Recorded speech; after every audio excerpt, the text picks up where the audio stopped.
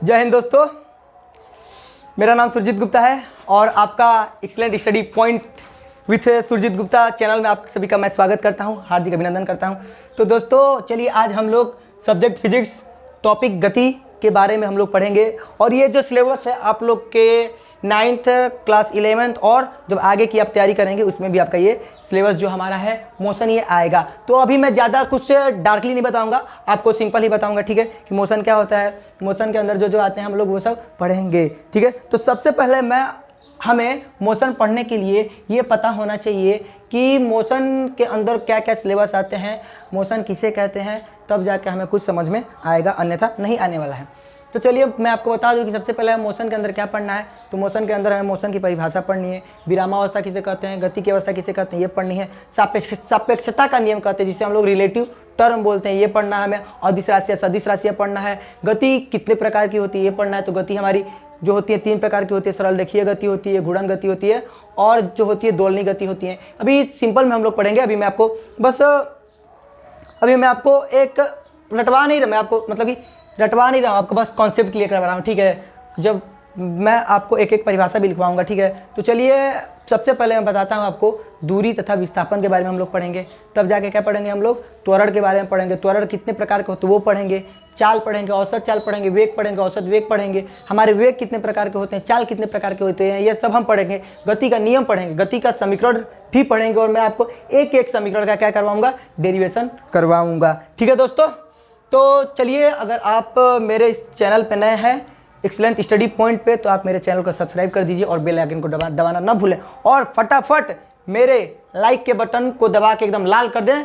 और मुझे आप लोगों से कुछ नहीं चाहिए, बस इस वीडियो को जितना से ज़्यादा हो सके उतना शेयर कर दीजिए और कुछ नहीं चाहिए। अगर आप किसी भी कोचिंग संस्थान में पढ़ने जाएंगे तो 300-400 रुपये फीस लगेगा मंथली, लेकिन मुझे कुछ नहीं चाहिए, हमें बस ये चाहिए कि आप मुझे ढेर सारा प्यार दें और मेरे चैनल को सब्सक्राइब करें, शेयर करें और लाइक करें, ठीक है। तो चलिए सबसे पहले हमें गति पढ़ने के लिए ये पता होना चाहिए कि उसके अंदर जो जो टॉपिक आते हैं उसे हम किससे प्रदर्शित करते हैं।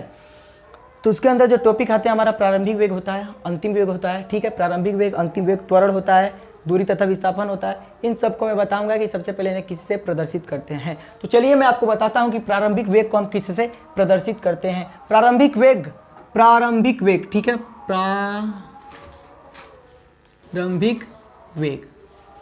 प्रारंभिक वेग सबको पता है, किसी भी वस्तु का प्रारंभिक वेग क्या होता है, 0 होता है। तो प्रारंभिक वेग को हम किससे प्रदर्शित करते हैं, शायद आप लोगों को नहीं पता होगा तो मैं आपको बता देना चाहूँगा, क्योंकि ये 9th का सिलेबस चल रहा है। तो प्रारंभिक वेग को हम U से प्रदर्शित करते हैं। प्रारंभिक वेग को किससे प्रदर्शित करते हैं हम लोग, U से प्रदर्शित करते हैं। अब मैं आपको बताता हूँ कि अंतिम वेग जो होता है उसे हम किससे प्रदर्शित करते हैं। तो अंतिम वेग को हम V से प्रदर्शित करते हैं। मैंने आपको प्रारंभिक वेग भी बता दिया, अंतिम वेग भी बता दिया। अब मैं आपको बताता हूँ त्वरण। ये जो हमारा त्वरण है इसे हम लोग ए से प्रदर्शित करते हैं, स्मॉल ए से। इसे हम लोग इंग्लिश में एक्सेलरेशन भी बोलते हैं। इसे हम लोग इंग्लिश में क्या बोलेंगे, एक्सेलरेशन भी बोलेंगे, ठीक है। जो आप बाइक ये सब छोड़िए, आप जैसे समझ सकते हैं बाइक में जो हमारा एक्सीलरेटर होता है उसे हम जैसे घुमाते हैं तो पर सेकेंड उसमें जो स्पीड में वृद्धि होती है वही हमारा क्या होता है, त्वरण होता है। ये हमारा क्या है, त्वरण, जिसे हम ए से प्रदर्शित करते हैं। अब मैं आपको बताता हूँ हमारी चाल, हमारी जो राशि है चाल, इससे हम लोग एस से प्रदर्शित करते हैं। एस मतलब होता है स्पीड, ठीक है। तो इसे हम लोग एस से प्रदर्शित करते हैं, ठीक है। और हमारा जो विस्थापन होता है जिसे हम लोग इंग्लिश में डिस्टेंस कहते हैं, इसे हम लोग किससे प्रदर्शित करेंगे, इसे हम लोग डी से प्रदर्शित करते हैं, विस्थापन। इसे हम लोग किससे प्रदर्शित करते हैं, डी से प्रदर्शित करते हैं। और दूसरा जो राशि आता है हमारा वो क्या होता है, दूरी। वो हमारी क्या होती है, दूरी, चली गई दूरी, ठीक है, चली गई दूरी। इससे भी हम लोग ऐसे ही प्रदर्शित करते हैं, चाल को भी ऐसे और चली गई दूरी को भी हम लोग ऐसे ही प्रदर्शित करते हैं। तो आप लोग इसे स्क्रीनशॉट कर सकते हैं या अपने रफ पे उतार सकते हैं। तो फटाफट आप लोग इसे स्क्रीनशॉट कर लीजिए, ठीक है। अब मैं आपको गति की परिभाषा बताऊंगा, ठीक है। तो चलिए अब हम लोग गति की परिभाषा पढ़ते हैं। तो गति की परिभाषा क्या होती है, आप लोगों के सामने हमारे व्हाइट बोर्ड पे लिखा हुआ है। गति की परिभाषा समझते हैं हम लोग, किसी वस्तु या व्यक्ति की स्थिति में समय के साथ जो परिवर्तन होता है उसे ही गति कहते हैं। जी हाँ, मैं आपको एक बार और बता देना चाहता हूँ कि किसी व्यक्ति या वस्तु की स्थिति में समय के साथ जो परिवर्तन होता है उसी को हम लोग क्या कहते हैं, गति कहते हैं। मान लीजिए कोई व्यक्ति कुछ समय पहले यहाँ पे खड़ा है और कुछ समय पश्चात वो अपनी स्थिति बदल के दूसरे स्थान पे खड़ा हो जाता है। वो हमारी क्या कहलाती है? जब उसके पोजीशन में जो परिवर्तन हो रहा है, किस कारण हो रहा है परिवर्तन? कुछ मोशन कर रहा है, तभी ना उसके स्थिति में परिवर्तन हो रहा है, तो उसी को हम लोग क्या कहते हैं? गति कहते हैं। तो चलिए मैं आपको बता देना चाहता हूँ, चलो एक बार और समझ लेते हैं। यहाँ पे कोई व्यक्ति क्या है? ए स्थित है, कोई व्यक्ति ए स्थित है और ये यहाँ से यहाँ तक जा रहा है। यही व्यक्ति ए यहाँ से यहाँ तक जा रहा है। मान लेते हैं यहाँ से यहाँ तक की दूरी 2 मीटर है, ठीक है, 2 मीटर है, ठीक है। तो फिर यहाँ से यहाँ तक जाने में कुछ ना कुछ समय लगा होगा ना, कुछ ना कुछ समय लगा होगा। तो मान लेते हैं हमारा समय जो लगा है कितना है? 10 सेकंड का समय लगा है। कितना समय लगा है? 10 सेकंड का समय लगा है। तो आप बताइए परिभाषा के हिसाब से किसी वस्तु या वस्तु की स्थिति में, किसी एक कोई हमारा वस्तु हो गया और ये इस स्थिति में जाने में जो समय ले रहा है वो हमारा 10 सेकंड है। तो परिभाषा के हिसाब से किसी वस्तु या व्यक्ति की स्थिति में समय के साथ परिवर्तन होता है, उसे ही हम गति कहते हैं। तो वस्तु ए कुछ समय पहले यहाँ पे स्थित था, फिर 10 सेकंड के बाद 2 मीटर दूर जाके यहाँ पे स्थित हो गया। तो समय के साथ इसकी स्थिति में क्या हो रही है? परिवर्तन हो रहा है। तो ये हमारा क्या कहलाता है? गति कहलाता है। तो गति के अंतर्गत अब हम लोग कुछ ऐसी भी चीज़ों के बारे में बताएंगे जिसे आप लोगों को बहुत कम लोग ही बताएंगे और आपके बुक में भी नहीं दिया होता है, लेकिन मैं आपको कुछ एक्स्ट्रा बता देना चाहता हूँ, ठीक है। तो एक्स्ट्रा में हमारा जो होता है सापेक्षता का नियम। सापेक्षता का नियम इस समय सिलेबस में नहीं है, फिर भी मैं आपको बता देना चाहता हूँ। सापेक्षता का नियम जिसे हम लोग रिलेटिव टर्म भी इंग्लिश में बोलते हैं, क्या होता है हमारा? सापेक्षता। सापेक्षता का नियम इंग्लिश में हम लोग इसे रिलेटिव टर्म भी बोलते हैं। इंग्लिश में इसे हम क्या बोलेंगे? Relative term. इसे हम लोग इंग्लिश में क्या बोलेंगे? रिलेटिव टर्म भी बोलेंगे। तो अच्छा ये बताइए अब आप लोग हमें कि क्या इस दुनिया में जितने भी लोग हैं वो फ़िलहाल गति कर रहे हैं कि नहीं? जैसे कि मैं यहाँ पे खड़ा हूँ तो मैं गति कर रहा हूँ परिभाषा के हिसाब से, तो आप लोग बोलेंगे नहीं गति कर रहा हूँ क्योंकि मेरे स्थिति में कोई परिवर्तन हो नहीं रहा है। अच्छा आप बताइए कि आप गति कर रहे हैं, तो आप ये बोलेंगे कि आप भी गति नहीं कर रहे हैं क्योंकि परिभाषा के हिसाब से आप गति नहीं कर रहे हैं, ठीक है। लेकिन मैं बोलूं कि मैं गति कर रहा हूं, एक स्थान पे खड़ा हूं फिर भी गति कर रहा हूं, तो आपके माइंड में ये सवाल जरूर आएगा कि कैसे मैं गति कर रहा हूं। तो उस मतलब कि क्वेश्चन को क्लियर मैं जल्द ही करवाऊंगा। तो चलिए उस क्वेश्चन को क्लियर कर लेते हैं। मान लीजिए कोई ये क्या है हमारा? कोई एक ये बस है, ये हमारा क्या है? कोई एक बस है। डायग्राम अच्छा नहीं बनेगा, फिर भी समझने के लिए बना सकते हैं। इसमें 2 चक्के पहिए लगे हुए हैं, ठीक है। यहाँ पे लाइट वेट लगा हुआ है और यहाँ पे ये हमारा क्या है? 2 बस है। गुड, 2 बस है। अब ये बताइए मुझे, ये बस में सीट है, सीट में यहाँ पे कोई वस्तु क्या है? ए है और दूसरा वस्तु यहाँ पे क्या है? बी है। बस के अंदर कोई व्यक्ति ए यहाँ पे बैठा हुआ है और कोई व्यक्ति दूसरा बी यहाँ पे बैठा हुआ है, दोनों आमने सामने बैठे हुए हैं। और कोई तीसरा व्यक्ति सी यहाँ पे क्या है? खड़ा है, ठीक है। मैं व्यक्ति यहाँ पे बना दे रहा हूँ, ठीक है। ये हमारा व्यक्ति है, ये भी व्यक्ति है, ठीक है, जो कि यहाँ पे ये बस में बैठा हुआ है।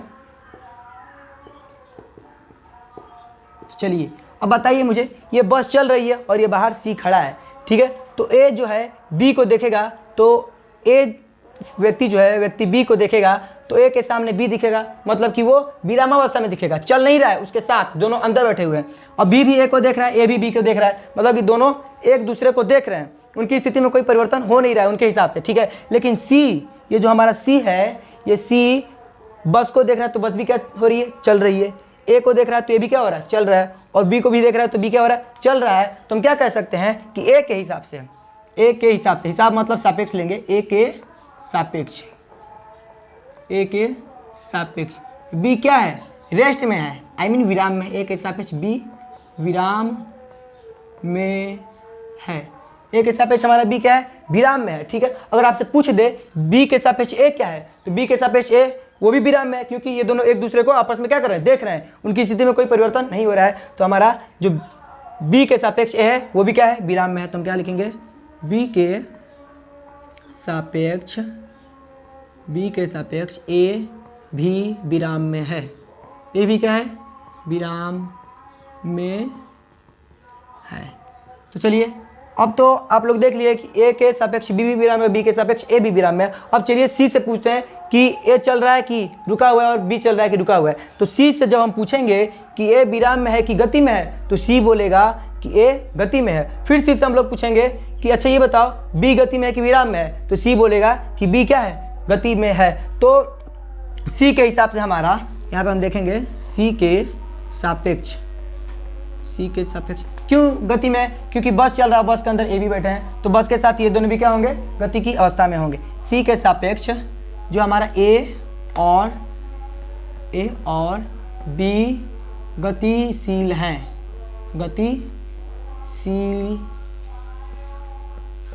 अब आप लोगों को थोड़ा समझ में आ गया होगा कि सापेक्षता का नियम क्या होता है। ए के सापेक्ष बी क्या है, विराम में है, बी के सापेक्ष ए क्या है, विराम में है। लेकिन बाहर से सी देख रहा है तो बस भी चल रही है, बस के साथ ए भी चल रहा है और बी भी चल रहा है। तो अच्छा ये बताइए, अभी मैं यहाँ पे खड़ा हूँ तो विराम में हूँ कि गति में हूँ?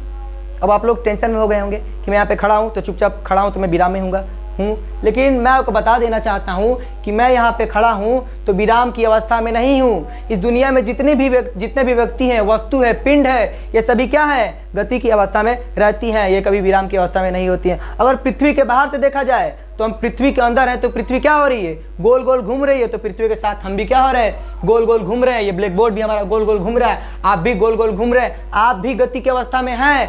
अर्थात कह दिया जाए कि पृथ्वी के बाहर से अंतरिक्ष से कोई व्यक्ति हमें देख रहा है तो पृथ्वी क्या हो रही है, गति की अवस्था में है, तो उसके साथ हम भी क्या होंगे, गति की अवस्था में ही होंगे। ये हमारा होता है सापेक्षता का नियम। अब आप लोग सापेक्षता के नियम को समझ गए होंगे। अगर आप मेरे इस स्ट्रक्चर को अगर उतारना चाहते हैं तो स्क्रीनशॉट कर सकते हैं या फटाफट उतार सकते हैं, ठीक है। इसके बाद हम लोग पढ़ेंगे दूरी तथा विस्थापन किसे कहते हैं।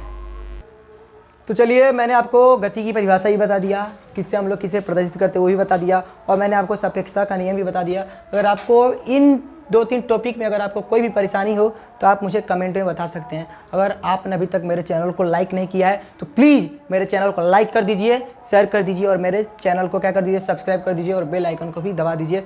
तभी मैं आप लोगों को और ज़्यादा जानकारी दे सकूँगा कि हमारे जो और सब नियम है वो कैसे होते हैं और किससे हम लोग कैसे क्या पढ़ेंगे। तो चलिए मैं आपको बताना चाहता हूँ कि गति जो हमारी होती है 3 प्रकार की होती है।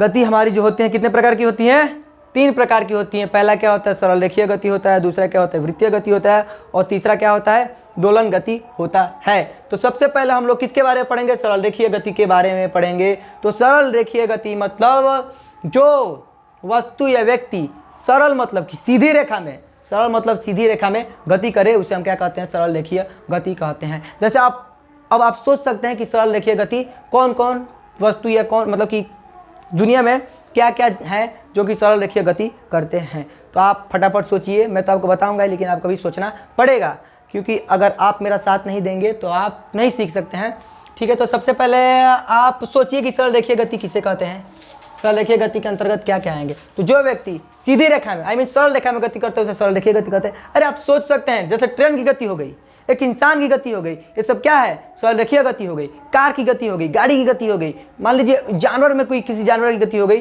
तो क्या है, सरल रेखीय गति, हमेशा सीधे पथ में क्या करती हैं, गति करती हैं। तो हमारी क्या होंगी, सरल रेखीय गति होंगी। अब आपके सामने है वृत्तीय गति। तो जैसे मैंने बताया सरल रेखीय गति कि जो वस्तु या व्यक्ति सीधी रेखा में गति करते हैं उसे सरल रेखीय गति कहते हैं।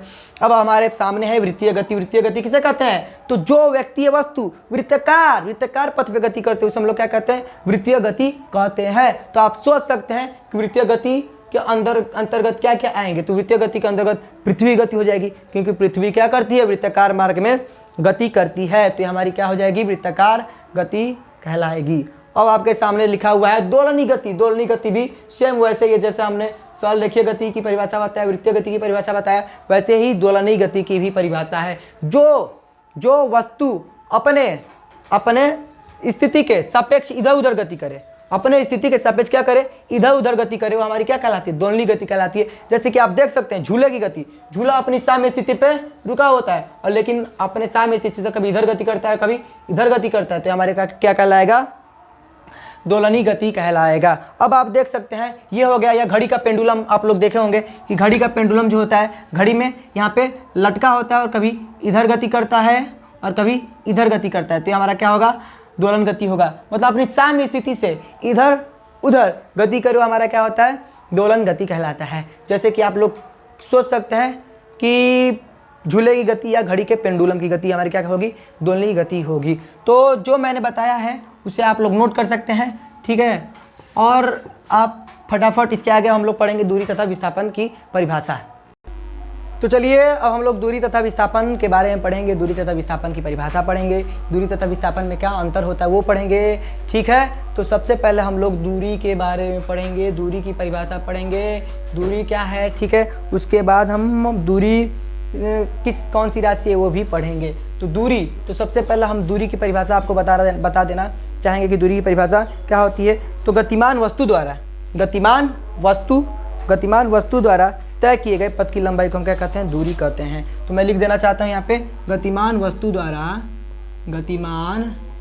वस्तु द्वारा आप लोग नोट कर सकते हैं, गतिमान वस्तु द्वारा तय की गई, तय मतलब चली गई, तय की गई पथ की लंबाई मतलब रास्ते की लंबाई को, पथ की लंबाई मतलब रास्ते की लंबाई को, पथ की लंबाई को ही हम लोग क्या कहते हैं, दूरी कहते हैं।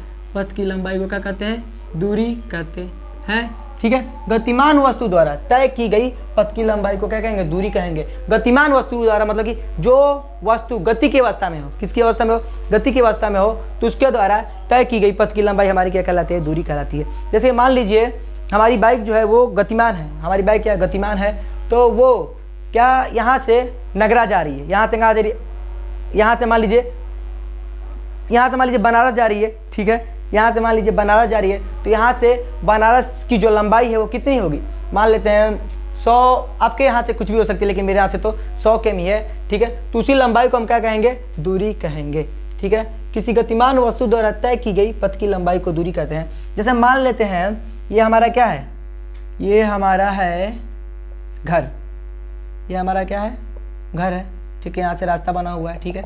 ये हमारे स्कूल का रास्ता है, ये क्या है, हमारे स्कूल का रास्ता है, ठीक है।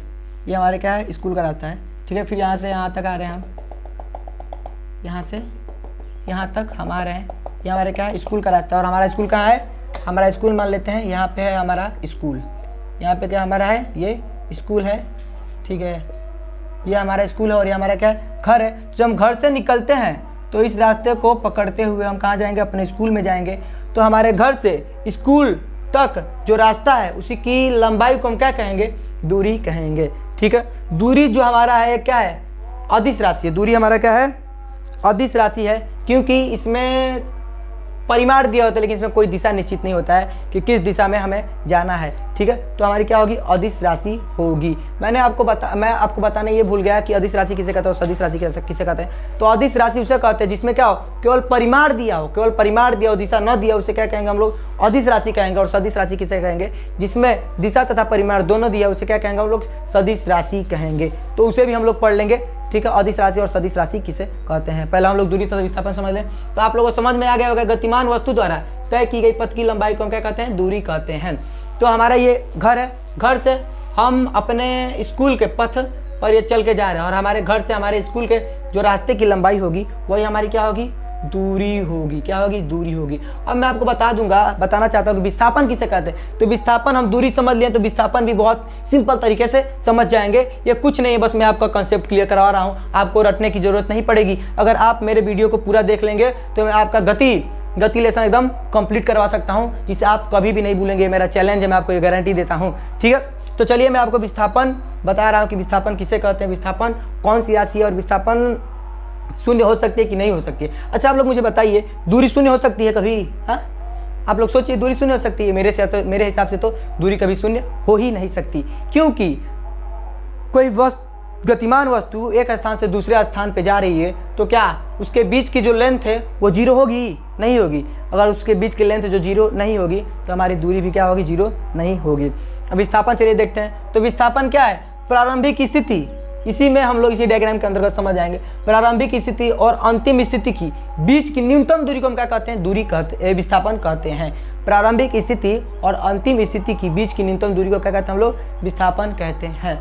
विस्थापन हमारा शून्य हो सकता है लेकिन दूरी शून्य नहीं हो सकती है, ठीक है। विस्थापन हमारा क्या होगा, सदिश राशि होगा, क्योंकि इसमें दिशा जो है दी होती है और परिमाण भी दिया होता है, तो हमारा सदिश राशि होगा। मान लेते हैं ये जो है ये हमारा घर है, घर से हम स्कूल ये रास्ता पकड़ के गए, हाँ लंबा वाला रास्ता पड़ेगा। अगर हम घर से स्कूल जाए शॉर्ट रास्ता भी होगा ना, शॉर्ट रास्ता, तो हमारा क्या होगा, न्यूनतम मैंने आपको बताया है प्रारंभिक स्थिति और अंतिम स्थिति के बीच की न्यूनतम दूरी को क्या कहते हैं, विस्थापन कहते हैं। तो हमारी क्या है, प्रारंभिक स्थिति है, आई मीन लिख दे रहा हूँ मैं आपको, घर हमारा क्या है, प्रारंभिक स्थिति है। क्या है, प्रारंभिक स्थिति है। घर हमारी क्या है, प्रारंभिक स्थिति, और स्कूल क्या है हमारा, अंतिम स्थिति है, अंतिम स्थिति है। तो मैंने डिफिनेशन आपको बताया विस्थापन का कि प्रारंभिक स्थिति और अंतिम स्थिति के बीच की न्यूनतम दूरी को हम क्या कहते हैं, विस्थापन कहते हैं। तो प्रारंभिक स्थिति हमारी हो गई, और ये क्या होगी, अंतिम स्थिति। तो क्या हम अपने घर से स्कूल शॉर्ट रास्ते से यहाँ से नहीं जा सकते हैं, हाँ यहाँ से भी जा सकते हैं। तो हमारी क्या हो गई, दूरी कम हो गई, ठीक है। ये प्रारंभिक स्थिति और अंतिम स्थिति के बीच की ये न्यूनतम दूरी, न्यूनतम मतलब कम दूरी को हम क्या कहेंगे, विस्थापन कहेंगे। और गतिमान वस्तु द्वारा तय की गई ये टोटल जो पथ है, ये लंबी दूरी, इसकी लंबाई को हम क्या कहेंगे, दूरी कहेंगे। और गति प्रारंभिक स्थिति और अंतिम स्थिति के बीच की न्यूनतम दूरी को, जिसमें कम दूरी हो उसी को क्या कहेंगे हम लोग, विस्थापन कहेंगे। अच्छा ये बताइए, मैं आपको और बताना चाहता हूँ कि दूरी तथा विस्थापन में क्या अंतर होता है। तो दूरी जो है कौन सी राशि है, अदिश राशि है। विस्थापन हमारा सदिश राशि है। दूरी कभी शून्य नहीं हो सकता और विस्थापन शून्य हो सकता है। तो चलिए मैं बता रहा हूँ कि विस्थापन कैसे शून्य हो सकता है। बहुत ही मजेदार ट्रिक है, जिसे आप लोग पढ़ लेंगे तो कभी भूलेंगे नहीं, कहीं पर भी किसी को भी पढ़ा सकते हैं। मैं आपको 100% गारंटी के साथ कह सकता हूँ। तो चलिए मैं आपको बता रहा हूँ, कोई वस्तु यहाँ पे क्या है, ए है, कोई वस्तु ए है, और यहाँ पे क्या है, कोई वस्तु बी है, यहाँ पे वस्तु कोई बी है, और यहाँ पे क्या है, कोई वस्तु सी है, और यहाँ पे क्या है, कोई वस्तु डी है, ठीक है। तो ए और बी सी डी ये चार क्या दिया हुआ है, इन वस्तुओं को हम देखते हैं कि कितनी कितनी दूरी पर ये वस्तुएं स्थित हैं। तो मान लेते हैं यहाँ पे हमारा क्या है, -1 है, ठीक है। यहाँ पे मान लेते हैं, हाँ 1 ही मान लेते हैं, ठीक है। फिर सॉरी मिस्टेक हो गया, वीडियो रुको, सॉरी, मैं आपको अच्छे से ये बता रहा हूँ, ठीक है। तो चलिए मैं आपको बात समझा देना चाहूँगा कि विस्थापन कैसे शून्य हो सकता है और दूरी शून्य नहीं हो सकती है। तो एक एक करके हम लोग अच्छे से समझेंगे। तो मान लेते हैं यहाँ पे कोई हमारी स्थिति सी है, और यहाँ पे स्थिति ओ है, और यहाँ पे जो स्थिति है ए है, और यहाँ पे स्थिति बी है। तो आप यहाँ पे देख सकते हैं, यहाँ पे जो है हमारा दिया हुआ है -1 0 दिया हुआ है, यहाँ पे दिया हुआ है 0 0, यहाँ पे 1 0 दिया है, और यहाँ पे 2 0 दिया हुआ है। और मैंने यहाँ पे 2 कॉलम भी बनाया है कि हम दूरी यहाँ पे लिखेंगे और विस्थापन कितना हुआ है यहाँ पे लिख सकते हैं। तो चलिए सबसे पहले आप मुझे बताइए, 0 से कोई वस्तु ए पर गई, ए से फिर कोई वस्तु बी पर गई, तो दूरी कितना हुआ और विस्थापन कितना हुआ। फिर ये वस्तु बी से 0 पर आ गई, तो हमारे जो दूरी हुआ और विस्थापन कितना हुआ वो हम समझेंगे, ठीक है। फिर ये पहली स्थिति हो गई। दूसरी स्थिति में तो ये वस्तु मान लेते हैं 0 से ए गई, ए से फिर 0 आ गई, फिर 0 से बी पर गई, तो इन दोनों के बीच कितना दूरी हुआ और कितना विस्थापन हुआ है, ठीक है। फिर मान लेते हैं कोई वस्तु तीसरी स्थिति में देख सकते हैं, वही वस्तु कोई वस्तु ए से चल के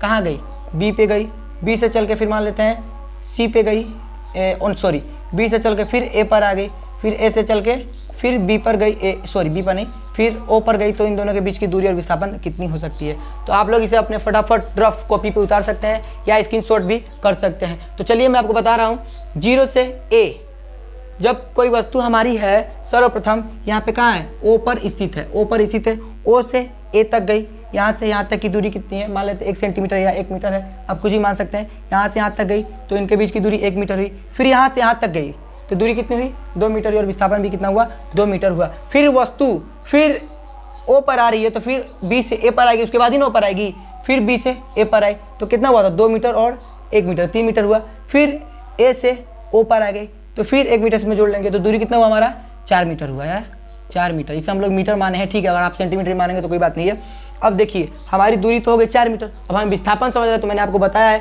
कि प्रारंभिक स्थिति और अंतिम स्थिति के बीच की न्यूनतम दूरी को क्या कहते हैं हम लोग, विस्थापन कहते हैं। तो हमारी प्रारंभिक स्थिति क्या है, ओ है, और अंतिम स्थिति भी क्या है, ओ है, ठीक है। तो प्रारंभ में कोई वस्तु ओ से चल के ए तक गई तो 1 मीटर की दूरी तय की, फिर ए से चल के बी तक गई तो 2 मीटर हुआ, फिर बी से वापस ए में आ रही है, तो उसमें 2 में से हम क्या कर देंगे, 1 को घटा देंगे, तो कितना हुआ, 1 हुआ। फिर ए से चल के फिर ओ पर आई, तो फिर 1 घटा देंगे, तो दोनों के बीच की विस्थापन कितनी हो गई, 0 हो गई। जैसे मैंने आपको बताया था कि प्रारंभिक स्थिति और अंतिम स्थिति के बीच की न्यूनतम दूरी को हम क्या कहते हैं, विस्थापन कहते हैं। तो प्रारंभिक स्थिति भी ओ है और अंतिम स्थिति भी क्या, ओ ही है।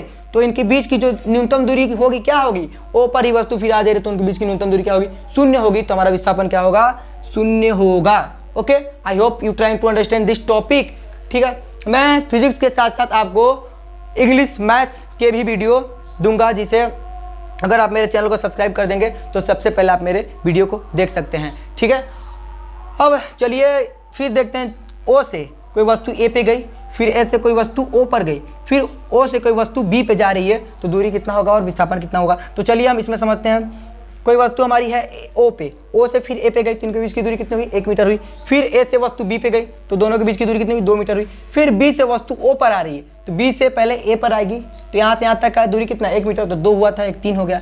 फिर यहाँ से ओ पे आ रही है, तो फिर इनके बीच की दूरी कितनी हुई, 1 मीटर, तो कितना हो गया, हमारा 4 मीटर दूरी हो गया। ठीक है, फिर ओ से बी पर आ रही है, तो फिर यहाँ से यहाँ तक 1 मीटर, फिर यहाँ से यहाँ तक 1 मीटर, तो 2, तो 4 2 कितना मीटर हो गया, 6 मीटर हमारी क्या हो गई, दूरी हो गई। हमारी दूरी क्या हो गई, 6 मीटर हो गई। अब चलिए विस्थापन हम समझते हैं कि विस्थापन कितना हुआ है। तो विस्थापन का मैंने आपको परिभाषा बताया कि अंतिम स्थिति और प्रारंभिक स्थिति के बीच की दूरी को हम क्या कहते हैं, विस्थापन कहते हैं। तो चलिए दोस्तों, अब हम देखते हैं कि विस्थापन हमारा कितना हुआ है। तो सर्वप्रथम कोई वस्तु हमारी कहाँ है, ओ पर है, ओ से ए पर गई तो 1 मीटर, फिर ए से ओ पर आई, तो हमारा 1 में से 1 चला जाएगा, तो क्या होगा, 0 मीटर होगा ना।